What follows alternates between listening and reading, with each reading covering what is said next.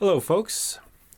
Today we have a few examples of some rather interesting anomalies, also referred to as mispressings. The first example I'd like to show you.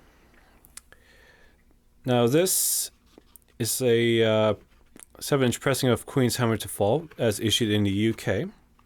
However, the anomaly in this one is that the label is actually for Roger Taylor's Man on Fire.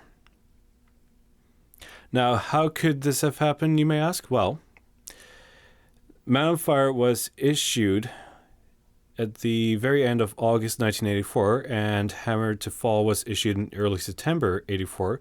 So my guess is that EMI had put out a batch of pressings probably right around the same time, and some label mix-ups had probably occurred. And how many of these are in existence? Well, is anyone's guess, but I've had one or two people kind of question this, and if it's for real, and I believe it is, because if you observe closely, as I try to get a very good lighting here, the label definitely still has that pressed quality to it. It doesn't look like it would have been ripped off another record and then repasted, or perhaps for want of a better word. And then the B side does have the regular label for Tear It Up.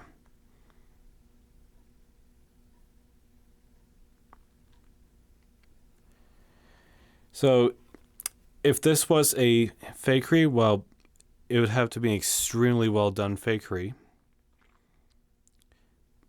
because in my mind there would be a lot of damage, huge risk of damage to pull something like that. And I think it's pretty implausible to try and pull something like that off. And then our second example is another UK pressing of Breakthrough, also on 7-inch, and this one is even more extreme. You'll notice that the label for the A side is actually missing, and also, unfortunately, record edges were trimmed rather way too much. So first few seconds on either side are very much unplayable, and I certainly wouldn't want to take the risk. The B side label is intact for sure, and it's pretty much it. Now, normally these are not supposed to leave the factories, if something like this happens. However, this one did. And then this one, which you'll notice is autographed by the man himself, Paul Rogers. This is a Canadian pressing of the Queen and Paul Rogers live album Return of the Champions.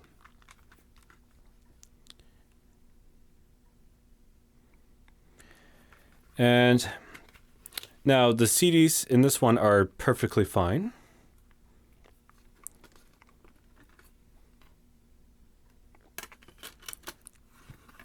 However, the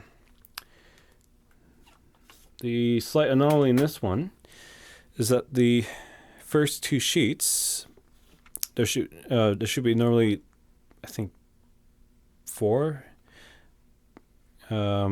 individual sheets, but the first 2 sheets of paper are printed twice.